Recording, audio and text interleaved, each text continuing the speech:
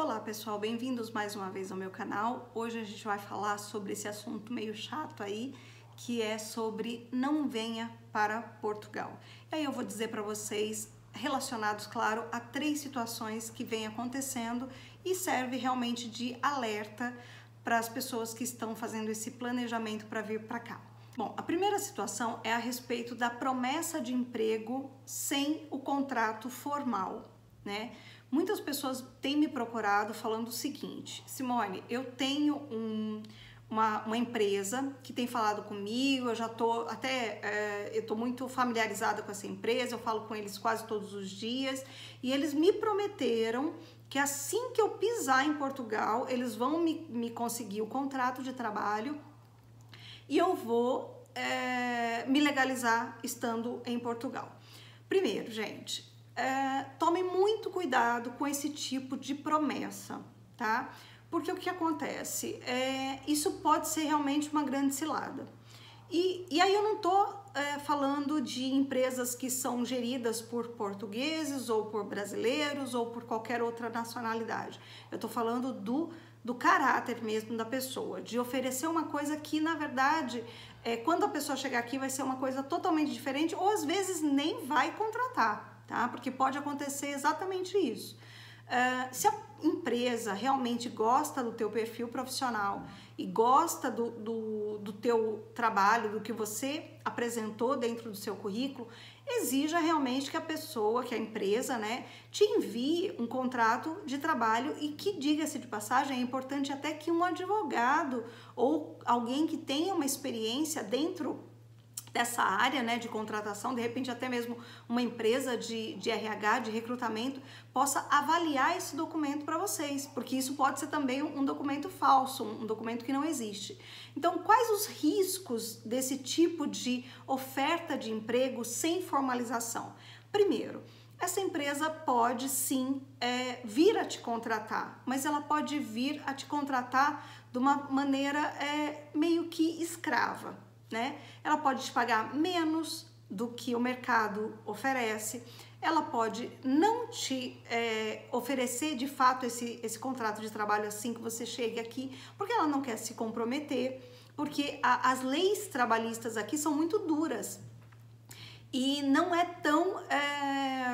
ela não é tão flexível para o empregador, né? Ela é bem paternalista, ela protege muito realmente o funcionário. Então é importante ficar muito atento, até mesmo às cláusulas desse contrato, caso eles venham a acontecer.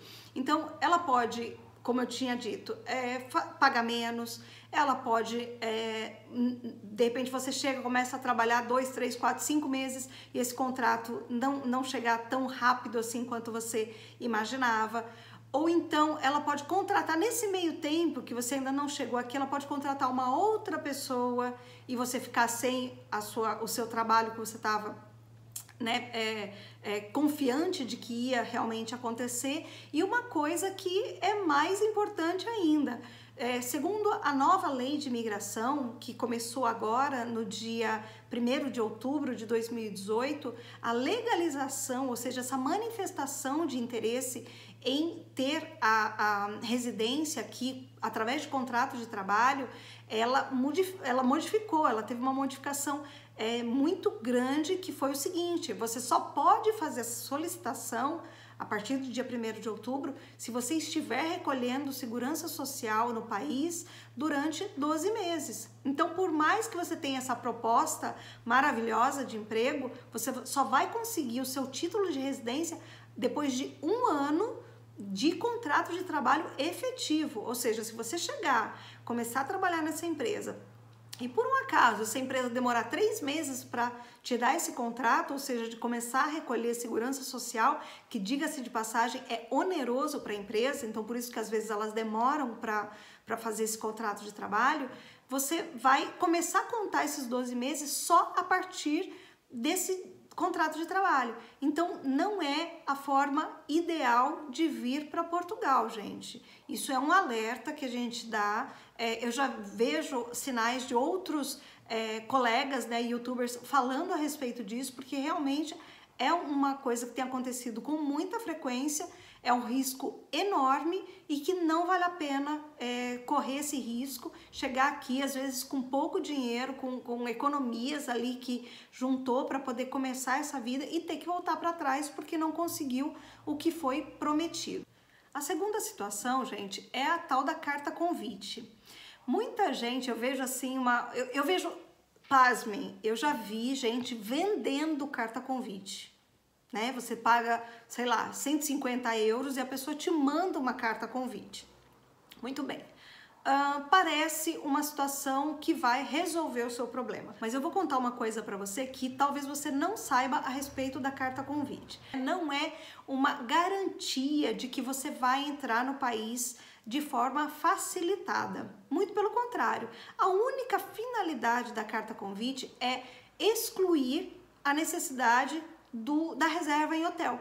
Então ela substitui a sua reserva em hotel, hostel, Airbnb, ou seja lá o que for. É a única finalidade dessa carta. Nada mais além disso. Não quer dizer que você, porque está com uma carta convite, a imigração não pode te parar e não pode até mesmo te deportar, né? Então a carta convite não te dá garantia nenhuma, mas muita gente acha que sim.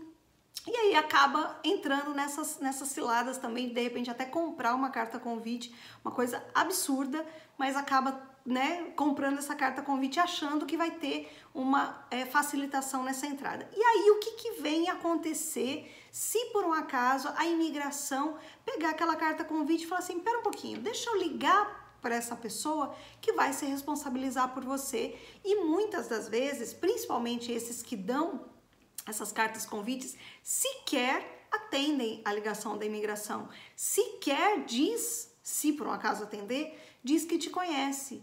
E aí você vai ter pago esse valor, você vai ser deportado, porque afinal de contas a pessoa não vai querer se responsabilizar por você. Então só aceite carta convite, gente, de quem você conhece, de quem você confia. E aí você me diz assim, não, mas eu tenho um amigo que eu converso lá em Portugal há 6 meses pela internet. Gente, você conhece? Você de fato confia nessa pessoa? Você de fato tem acesso a essa pessoa? Se caso qualquer coisa aconteça, esse endereço dessa pessoa, ele é real, né? Então, cuidado, gente, porque assim, o que eu vejo muito são pessoas que muitas vezes elas se iludem mesmo, né? Acham que a outra pessoa está sendo boazinha, ou não, ela não pediu nada em troca, eu nem precisei pagar, ela me ofereceu essa carta. Mas, gente, na hora que a imigração entrar em contato com essa pessoa, será que ela vai realmente querer se responsabilizar por você? Então, muito cuidado. De repente, vale a pena você ir lá e fazer uma reserva no hotel, né? O que muda para você? Né? Em termos de custo, talvez você vá pagar um pouco mais, porque você de fato você vai precisar, essa reserva ela tem que ser real, ela não pode ser fajuta, né? Não pode ser de mentirinha, tem que ser real, mas é muito melhor do que você colocar em risco tanto a sua viagem quanto a outra pessoa, né? Isso, claro, se você realmente tiver um amigo e quiser pedir, não, vou pedir essa carta convite, não vai mudar em nada para você, tá? Então, segunda situação que eu coloco aqui hoje é: não venha para Portugal se você tiver uma carta convite de pessoas que você não tenha credibilidade, que essa pessoa não possa realmente garantir a sua estada em Portugal e que possa te gerar algum problema na entrada no país. Terceira coisa, e não menos importante, promessa de legalização rápida vindo como turista. Isso, gente, não existe, nunca existiu e agora muito menos a partir de 1º de outubro. Tá muito claro em todas as cláusulas dessa lei que você só vai conseguir pedir a manifestação de interesse, seja como empreendedor, ou seja, vim como turista, abri uma empresa e quero pedir minha manifestação de interesse. Ou então vim conseguir um contrato de trabalho, ou estou emitindo recibos verdes, não importa. A partir de 1º de outubro você precisa contribuir com a Segurança Social, no mínimo 12 meses, para poder fazer essa solicitação que vai demorar mais um tempo. E aí você fala assim, Ah, mas tudo bem, para mim esperar 12 meses tá tudo bem. Eu vou falar para vocês quais as 3 coisas que eu particularmente acho piores nesse quadro, né, nessa situação. Primeiro, você não pode sair do país para nada, tá? Você não pode nem voltar para o seu país de origem e também não pode conhecer outros países da União Europeia. Aí você vai falar para mim, ah, mas para ir para outros países da União Europeia, eu não vou passar por imigração. Realmente, esses países têm livre trânsito, né? Você não vai passar por imigração, mas você pode sim ser pego, né? Numa fiscalização, numa blitz, em qualquer que seja a situação, ou até mesmo dentro dos aeroportos, e aí você pode ser sim deportado direto da onde você estiver para o seu país. Essa é a primeira situação. Segunda situação, sistema público de saúde.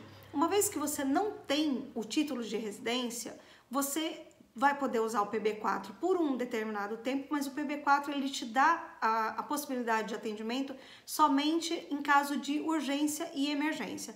No caso de uma consulta simples, de um exame, eu tive oportunidade de uma das lives anteriores eu falar a respeito de consulta. Eu passei por uma consulta e fiz um ultrassom e eu gastei 7 euros para fazer os 2 procedimentos. Por quê? Porque eu tenho título de residência, eu tenho número de utente e eu tenho condições de utilizar dessa vantagem que o Estado me oferece.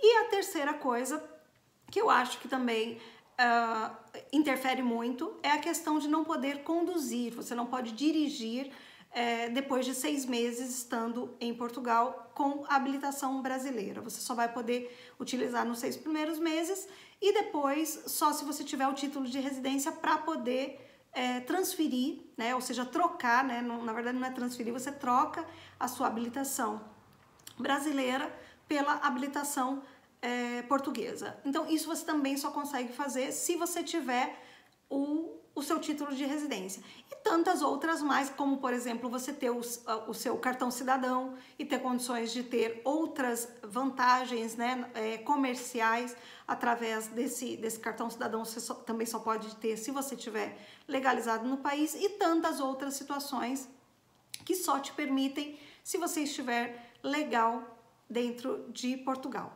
Como eu sempre digo, Portugal está sim de portas abertas para receber vocês. Todos nós, né? Não só vocês, como eu também, né? Todos nós, eu me incluo dentro desse bolo. Entretanto, ele precisa sim estar legalizado, ele precisa sim passar pelo crivo do consulado português ainda no seu país de origem, para que você venha com tudo certinho e consiga ter uma vida digna, ter uma vida confortável no país. Gente, é isso que eu venho trazer para vocês hoje, é um alerta mesmo, tomem muito cuidado com propostas, com situações assim. Na internet, infelizmente, tem muita coisa ruim, tem muita coisa boa, mas também tem muita coisa ruim e realmente a gente tem que tomar muito cuidado com essas situações. Muito obrigada, então, mais uma vez pela presença de vocês aqui comigo, pelo tempo de vocês, pela quantidade de inscritos no canal. Eu tenho observado esse crescimento todos os dias. Muito obrigada mesmo pela confiança de vocês em relação ao que eu digo, ao que eu trago para vocês, e até o próximo vídeo.